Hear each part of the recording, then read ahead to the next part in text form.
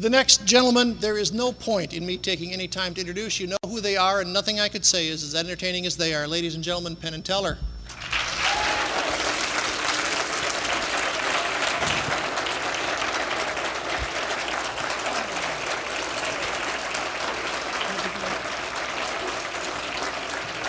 So you're drinking water with us. I think we're going to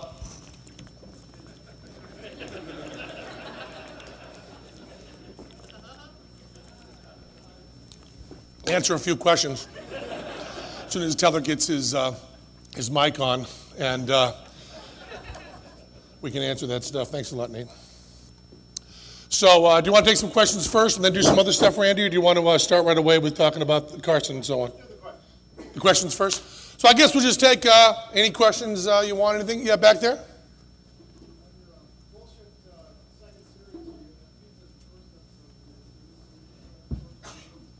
The question was on our second season of Bullshit, which will start April 1st. And I also should tell you, not as a particular plug, but because you may actually be interested, the first season of Bullshit is coming out on DVD in March.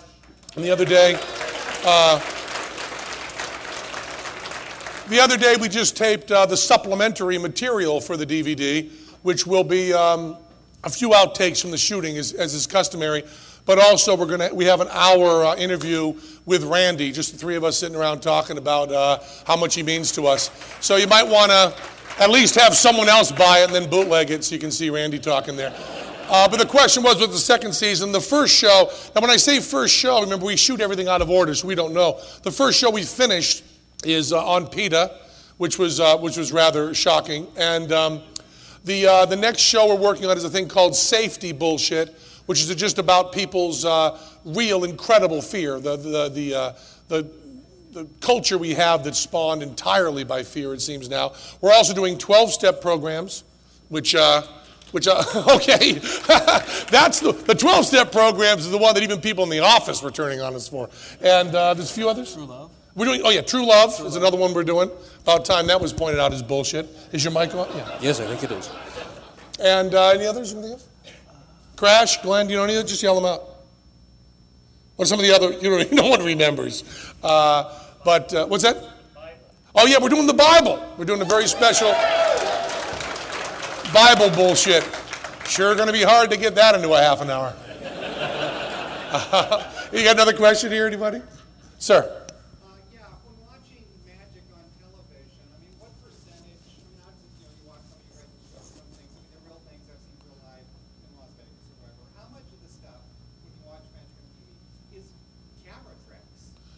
I 100%. No, that's really true. In a certain sense, that's very, very true. Because when you're in a theater, you know the rules of physics. You know where you're going to look. You know where it's happening. Once you decide, a producer of a very famous magician once said to us, in our shows, you don't have any camera tricks. Lots of editing tricks, no camera tricks. But when you choose which take to do, the street magic stuff, you're doing that trick 100 times and you're using one take, and kind of automatically that's a camera trick. So essentially all of it's television. But do you want to answer that more specifically to the? That was a very good answer. No, the camera has the question was, when you see TV magic, how much of it is camera tricks? Because the camera controls the way you are seeing it. It's never going to feel like magic to you, because magic depends for its effect very largely on you being able to be in the room with something where you know the rules. Once it's on TV, you don't know the rules. They can drop out whole periods of time. And most of all, of course, they can tell you exactly where to look at any moment. So it's an entirely different experience. And what we've found is that when we avoid doing tricks on television, by and large. We avoid doing deceptive tricks, because of course, sometimes we try and fail. But that's the reason we avoid attempting to do deceptive tricks, because even the most deceptive trick is not going to compete with what they've seen in the broadcast of Star Wars that was just on right before the show. 40 years ago. Yeah, Penn has pointed out also that the most amazing thing we could do right now is suddenly snap our fingers and be in Arabia. Whereas on television, that happens every 5 seconds, right? Because we cut to a lot of location. people going to Arabia on TV. Yes. Lot of people. I think it's appalling. When somebody says that the audience here, there's a TV. Yeah, but that doesn't matter. No, when you're saying that there's a live audience here, that you're still editing, you're still deciding that. I mean, with one very famous trick in the street magic, you do one trick for the people to get the reaction, then do another trick in the reversal. That's standard operating procedure now. That was kind of a breakthrough in magic, but now it's being used by everybody. And the live audience, sure, they can be in on it, but also, what are they going to do? Call all their friends and say that's not exactly the way it was? I mean, you're trying to fool 8 million people, and in doing that, if you don't fool 300, what does that matter? The joy of magic is that you're taking the act of lying and celebrating it, and everyone is in on the fact that you're celebrating it. So there are magicians, who will say, well, I'm a pure sleight of hand artist, I wouldn't use trick cards. You don't care about that when you're watching. If you convince the audience that you're not using trick cards, great, use trick cards. Precisely. I mean, those guys who are doing those camera tricks, those editing things on TV, if it turns out to be a wonderful magic trick that people believe, is a great magic trick, great, they're using the properties of the medium. Otherwise, you're into the sort of thing where you say, oh, don't use a trapdoor, that'd be cheating. But also, the other thing is that it's all on a visceral level. We can't fuck it up. I mean, we can tell you, they're using camera tricks on this. If it's a well-done show, you'll still feel that. Now, very few of them are well done, but the idea of making a promise that you're not using all the tools available to you is insane. It's like Eddie Van Halen comes out and goes, I'm going to play for you now, but I swear to you it's a shitty amp. Why wouldn't you use tricks? Sir. Every time I see you guys, everything's absolutely flawless. Have you ever had any major train wrecks on? No, sir. Never had anything go wrong, ever. Next question. All goes perfectly for us because God is on our side. Besides each other, who's your favorite musician? Miles Davis.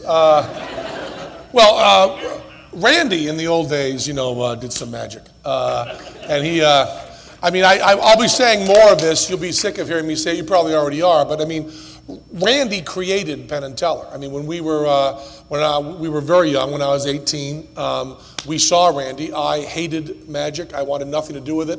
I thought magic was all liars. I had lost all faith in science, all because of Kreskin when I was a kid.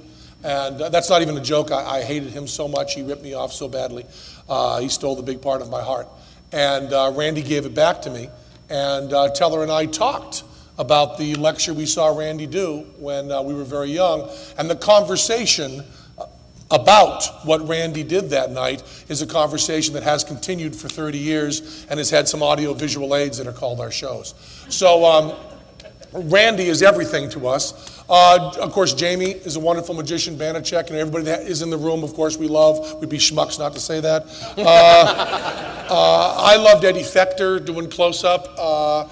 As far as, guys on TV doing the kind of magic you might think, the greasy guy in a tux with a lot of birds in front of Mylar torturing women to small dick white boy rip-off Motown music. Nobody in that category, is there? No. Jay Marshall, Johnny Thompson, they're in the room. Billy McComb. Oh, yeah. Okay. Aren't they? No, I guess they're not. Jay Marshall probably. Jay is, yeah. But Jay Marshall. So I don't care about Johnny Thompson or Billy McComb. Johnny Thompson, Billy McComb. You have some of the guys you read about. Someday I'll read. Dead guys. Dead guys. You want to mention some dead guys? A lot of dead guys whose work sounds really good on paper. Are we missing anybody, Jamie? Is it? Where's Jamie at? Well, Michael Close. Mike Close. Yeah, Mike Michael Close. Close, yes. Matt King. Yeah.